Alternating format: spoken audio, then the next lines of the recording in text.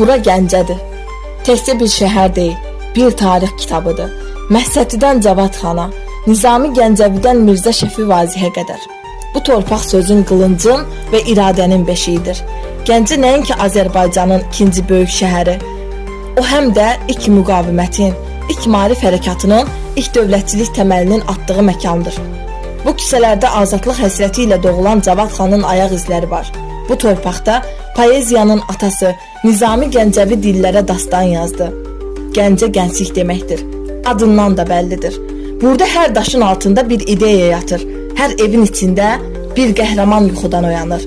2020-ci ildə düşmən raketləri bu şəhəri hədəf aldı. Amma Gəncə yıxılmadı, sınmadı. Analar övladlarını itirdi, amma millət ruhunu itirmədi. Gəncə sustu, amma dünyanı silkələdi. Çünki Gəncə bir şəhər yox, bir iradədir. Sən də Gəncəyə bax, öyrən, güc al.